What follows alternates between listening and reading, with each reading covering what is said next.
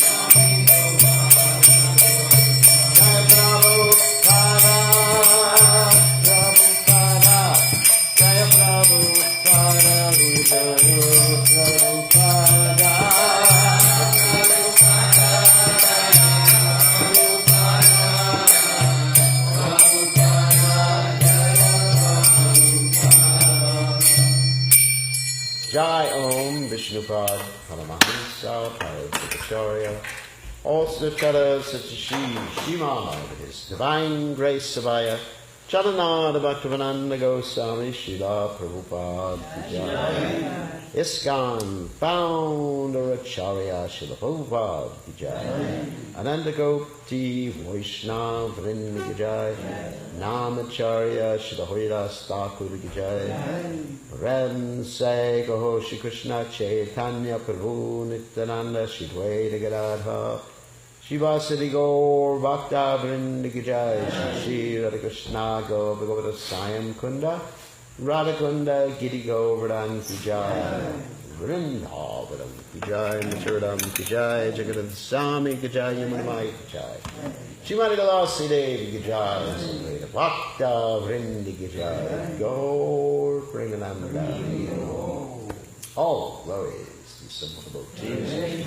All glories, the assembled devotees. All glories, the assembled devotees. All glories to Shri Guru and Gauranga. Srila Prabhupada Ki Jai.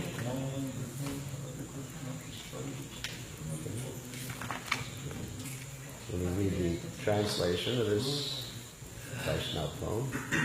He who brought the treasure of divine love and was filled with compassion and mercy. Where is such a personality as Srinivasa Acharya gone? Where am I, Sarup Damodar and Rupa Goswami? Where is Sanatan? Where is Raghunath Das, the Savior of the fallen? Where am I, Raghunath Bhatta and Gopal Bhatta? And where is Krishna Das Kaviraj? Where did Lord Gauranga, the great dancer, suddenly go? I will smash my head against a rock and enter into fire. Where will I find Lord Gauranga, the reservoir of all wonderful qualities? Being unable to obtain the association of Lord Gauranga, accompanied by all of these devotees, in whose association he performed his pastimes, Narottama Das simply weeps. So, Om Gana Timiranda Shah Gadanjana Shlakaya Chakshura Meditam Yena Tasmai Shivay Namaha. So, as I mentioned, today is the commemoration of the disappearance day of Gopala Bhatta Goswami, so we're going to be speaking about him during this class time. So, of course, Gopala Bhatta Goswami is known as the son of Venkata Bhatta, and his uncle is Prabhupada Saraswati. So the story goes as follows, that he appeared in a place called Sri Rangam. Sri Rangam is in South India, actually in Tamil Nadu. And this Sri Rangam is arranged very, very interestingly. That you have, in the center portion, there's like concentric squares around the temple. So in the center portion, of course, the deities, obviously. And then it's actually on an isthmus, which is like an island. Isthmus means like a land surrounded by water with one little pathway to it. It's an isthmus. Okay, got it? Anyway, so the center is the temple, and then on around the first square is where the Brahmins live. The second square is where the Kshatriyas live. That's pretty easy to understand. Third square is where the Vaishyas live, and the fourth square is where the Shudras live. So, in other words, everyone is associated with and staying with people of the same Varna. And actually that's quite Vedic, because if you associate with people of a lower Varna, that they tend to drag you down, as Krishna says in the Gita. Karnam Gunasangasha Sadasa Janma Jonishu, that one is entangled in this world because of Guna Sangha. So if you associate, let's say Prabhupada said, if you go to a liquor store or bar or the French Quarter, then you become a drunkard, Prabhupada said. You go to the stock market, you'll become a broker or something to start investing. Is that arrangement for the town? Or The town, that's the whole town. That is the town of Sri Ranga. There's a city right next to it, called Trichy. But anyway, that's the town right there. And it's actually interesting, there's one story, it had nothing to do with this, I just remember that Shamashundar told the story that one time he convinced Prabhupada to, maybe some of you remember the story, he convinced Prabhupada to invest in gold futures. Yeah. And then the story he tells is that Prabhupada was looking at, I guess the ticker tape or whatever they call it, and just looking at the future, and Prabhupada said, after a while, he said, this is too much, just sell it, and they double their money. But we shouldn't imitate like that. So, anyway, so that's the way the town was arranged, and to this day, you can actually go and visit the home of Venkata Bhatta. Has anyone been there? We were there once on safari with my Guru Maharaj, and the family hosted us because we were with him. Yeah, the family is still engaged in sort of preaching. It's an interesting story. When I went there, I talked to the family, and they said, "Oh, we're leaving right now to go to California." And I said, "Why are you going to California?" And they said, "Well, our disciples are there." This is a little funny. And they said, I asked, "Who are your disciples?" And they said, "The Beach Boys." Some of you who are my age will understand who the Beach Boys were. Anyway, so it's interesting. Just an interesting little tidbit of information. So anyway, so this family was living there, Venkata Bhatta, Prabhupada, Saraswati, Prabhupada, and Lord Chaitanya happened to be visiting there during the 4 months of the rainy season. It's called the Chaturmasha period, which is actually already begun, in case you haven't figured that out. And the reason that sannyasis would stay in a particular place during the 4 months of the rainy season and execute austerities is because it was raining. That may come as a shock to you. But the rain in India literally pours cats and dogs when it rains. That's called the monsoon season. And so at that point, there weren't like paved roads or anything like that, or railroads or anything when Lord Chaitanya Mahaprabhu was on the planet. So sannyasis had to stay in one place, and while they were staying in one place, they had to execute special austerities. That's the reason for the Chaturmasha austerities. You understand? That's the reason for it. Everything has a reason. And because if they didn't execute austerities, sannyasis staying in one place would start to get attached to different, maybe, young girls or whatever, hopefully not, but at least to the amenities that they were being offered. So there were special austerities. In fact, some of the austerities are quite heavy, especially during the month of Kartik. Someone was just supposed to eat once a day, Bhavishya, unspiced style, and eat it like a duck. In other words, you put your hands behind your back, and you heard about this before? And then they go down and eat, put your face in the food, I guess, and eat, and as soon as you come up, that's all you can eat for the whole day. I've seen the devotee try to do that. You saw a devotee trying to do that? Yeah, back around 1976 or 77. That's actually not Prabhupada's system. Yeah, I know. Prabhupada's system is, Kali Klara Dara Krishna Nama Sankirtan. We should be preaching Krishna consciousness. That was the teaching of Bhaktisiddhanta Saraswati Thakur. Unfortunately, since Prabhupada left, the devotees have come up with all sorts of nice little austerities that Prabhupada and our disciplic succession don't mention, like the Pandita Nirjala Ekadasi, which Prabhupada never followed, and it's not even mentioned by any of our acharyas. So, they come up with it, but anyway, that's not what this class is about. So Lord Chaitanya was staying there during the 4 months of the rainy season, and executing these austerities, and living in the house of Venkata Bhatta. And while he was in the house of Venkata Bhatta, he used to have discussions with Venkata Bhatta about the Siddhanta, the Siddhanta means perfect conclusion of Krishna consciousness. In other words, he was presenting the point, which is what the Bhagavatam talks about, Ete Chanksa Kalakpumsa Krishna Stu Bhagavan Swayam. That Krishna is the original Supreme Personality of Godhead, Vrindavan is the original abode, the most intimate pastimes, the most exalted pastimes happen in Braj. And he was having this discussion, perhaps even a little bit of an argument with Venkata.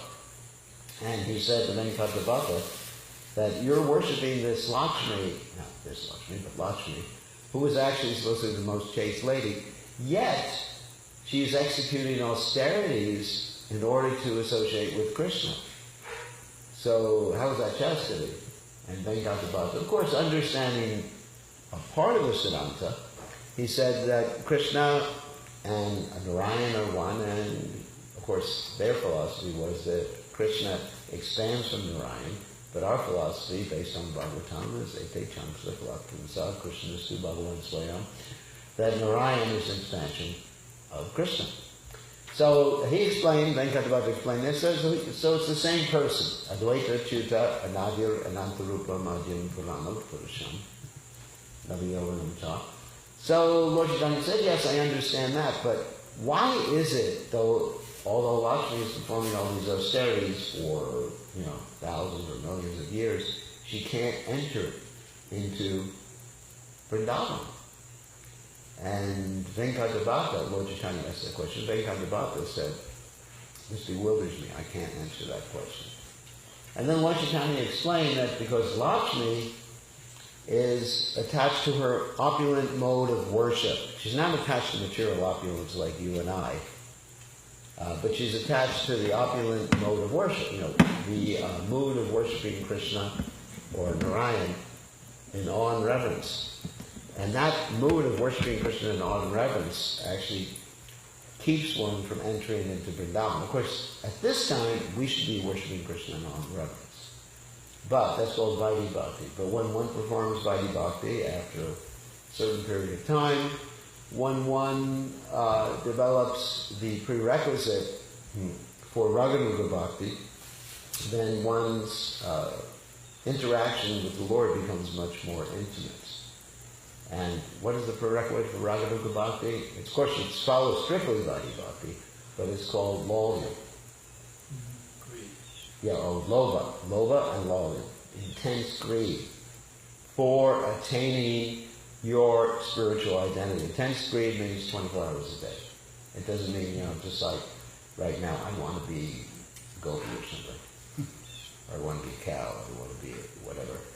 Intense greed is like, always just like greedy. Just like a man and a woman, they meet each other, very lusty, greedy, and everything like that. So that's the price. So Lakshmi is attached to the opulent mode of worship, and Lord Chaitanya explained this to Venkata, and eventually changed Venkata's opinion to the Gaudiya Vaishnava understanding, and also Prabhupada Saraswati, the uncle of Gopala Bhatta Goswami, he changed his mentality too. So Prabhupada Saraswati eventually went to Vrindavan and became one of the great Vaishnavas, was one of the great Vaishnavas in Vrindavan who wrote some Vaishnava literature. So as far as Gopala Bhatta Goswami, he was 7 years old at this particular point. And he was engaged in serving Chaitanya Mahaprabhu. Chaitanya Mahaprabhu was very affectionate to him. He even put Gopala Bhatta on his lap and expressed, great affection. And Gopala Bhatta was given the order before Lord Chaitanya left Srirangan. He gave him the order that you should stay here and serve your mother and father until they pass away. So that's an interesting order, which really contrasts with the instruction or understanding that Raghunath Das Goswami had with his parents. Raghunath Das Goswami's parents were described by Lord Chaitanya as being like worms in stool. They were devotees, but Lord Chaitanya described them as worms in stool. Of course, he was related to them too. He had a village relationship. Because in spite of understanding the philosophy of Krishna consciousness, they kept jumping back into the stool ditch of material enjoyment. And that's what what a worm is. You take a worm out, and the worm is not going to be happy when you take him out of the stool. He's going to try to squirm his way back in. Can't jump. He'll squirm his way back in.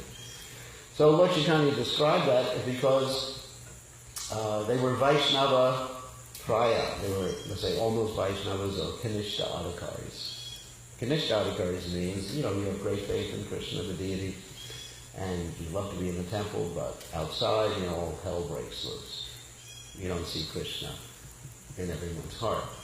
So, therefore, Lord Chaitanya was very pleased when Raghunath Das Goswami left home, and he advised Gopal Bhatta to stay home until his parents passed away. So eventually, his parents passed away, and then he left and he joined. At this particular point, he didn't. At this point, he went directly to Vrindavan. He didn't go to Jagannath Puri to see Chaitanya Mahaprabhu. And Rupa and Sanatana Goswami accepted him as their brother and gave him sannyas.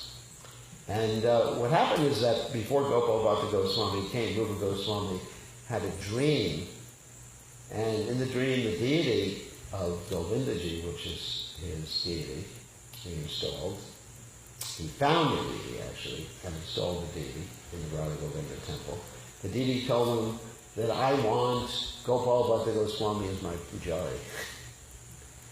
It's interesting. And so Gopal Bhatta Goswami, when he arrived there, he got trained up by Rupa Goswami, became the pujari initially in the Govindaji temple. And when Lord Chaitanya Mahaprabhu heard that Gopal Bhatta Goswami had arrived in Vrindavan, in Braj, what's that?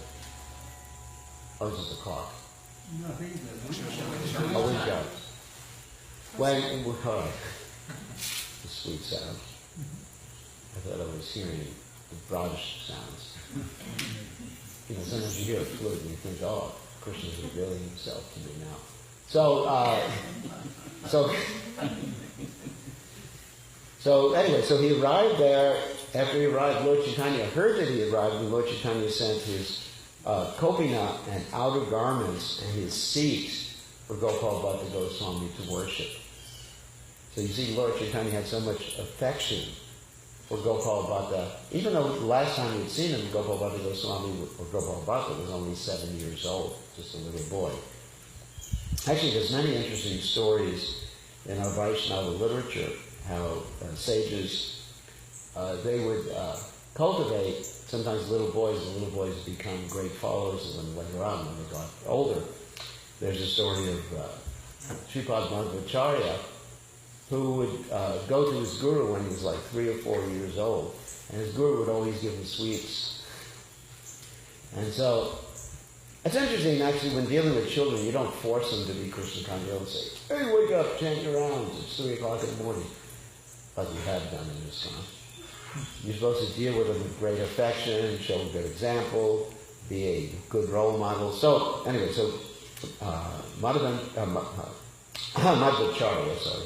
Madhvacharya got attached to his guru, so then when he was 7, he wanted to take sannyas.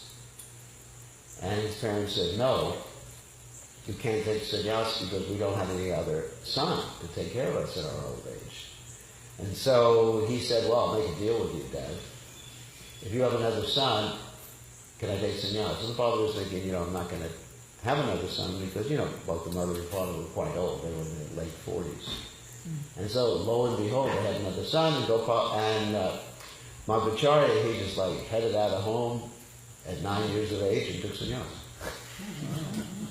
So you see these stories are there in many cases where you have this older sadhu, or in this case, Lord Chaitanya Mahaprabhu, who cultivates a young child when the young child becomes attached. Because it's natural for a young boy or young girl to have role models that they love very much. Actually, Prabhupada even talks about this. He says that's natural for a young boy to love an older man like that who treats them very kindly. So sometimes devotees ask me the question, how do we bring up Krishna children in Krishna consciousness? And my answer is, you have to have role models, because people function on the basis of role models. I mean, for example, in my own case, my role model was Srila Prabhupada. Never wanted to join the Hare Krishna movement until I met Prabhupada. Because, I didn't have that role model. And joining the Krishna consciousness movement presented a whole bunch of austerities to me, like shaving the head, wearing bed sheets and things like that I would never have done had I not wanted to emulate my role model, Srila Prabhupada. So, anyway, Gopala Bhatta Goswami received these items from Lord Chaitanya Mahaprabhu, and he had the inspiration to worship some Shalagram Shilas. So he went to what is now Nepal, and went to the Gandaki River. And he got 12 Shilas from the Gandaki River, began to worship them. But then he felt great humility. He's not like some devotees today, just collect like thousands of Shilas, you see this? And without their spiritual master's permission, don't have the adhikar. And even you go on eBay, you can buy Shalagram Shilas. The people couldn't worship anymore. So one has to be very careful. They're very high standard of worship. So he was feeling himself unqualified even after he got the 12 Shalagram Shilas. So he went back to the Gandaki River and said, I'm not qualified, put them back in the river. And guess what? They jumped back up into his hands. And he put them back again, and jumped back up in his hands. So he said, well, I guess Krishna wants me to worship him in that form. So he brought these Shilas back to Vrindavan, and he was worshiping them, but he was also observing the worship that the other Goswamis of Vrindavan were doing for their deities, three-dimensional deities with... Shalagram Shila is not different than Krishna, and those who have spiritual vision can see that. However, he wanted to dress them like everybody else was dressing their deities, because previously he had dressed Radha Govinda. And so he was an expert dresser, expert pujari. So he was lamenting, and then one rich man gave him a whole bunch of cloth to make clothes for his deities. And so, really got him at that point. And he's thinking, what am I going to do? Next morning he wakes up, and the Damodar Shila became Radharaman. And this is an amazing story. And of course there's Radharaman deities there still today, and you see the Radharaman deity in the back, you'll see the actual part of the Shila on the back of the deity. And Prabhupada said the Radharaman temple has the highest standard of deity worship in Vrindavan. We can learn from that. And many other temples have neglected the deities. There's stories you go into the temple and there's dust all over the deity because the deity hasn't been taken care of for some time. And of course, when you don't take care of the deity for some time, Krishna leaves. Prabhupada actually said that. He said that I was in Prabhupada's room one time, and a group of devotees had just come from a temple where they were not received properly, and they began to describe to Prabhupada the deity there, and Prabhupada said there was no deity in that temple. And the devotees argued with Prabhupada. Not heavy argument. They said, Prabhupada, we saw the deity. And Prabhupada said, you heard what I said. There's no deity. And then Prabhupada gave that famous Bengali quote that it's like using the Shalagram Shila to crack nuts with. And so devotees understood Krishna can leave just like he comes of his own free will. So, anyway, so Gopala Bhatta Goswami was thinking about, who should we have as a pujari? Succession. Just like we were talking to Yogendra yesterday about succession. Who takes over in the future. So what happened is one day a Brahmin came to Gopala Bhatta Goswami and he said, Gopala Bhatta Goswami, give me blessings. Gopala Bhatta Goswami said, what blessings do you want? And the Brahmin said, I want a son. I don't have any son. And so the Brahmin asked this, very vehemently, with tears in his eyes. And Gopala Bhatta Goswami said, okay, I bless you to have a son. And the Brahmin said, okay, because you're blessing me, I will give you my first son. Pretty nice. So 10 years later, Gopala Bhatta Goswami was in his bhajan kutir chanting Hare Krishna. And a 10-year-old boy, or a 10-year-old boy, came to serve him. And he said, who are you? And he said, I am the son of that Brahmin. And I've come to do deity worship and serve you for the rest of my life. That's pretty nice. And that person was named Gopinath Pujari Goswami.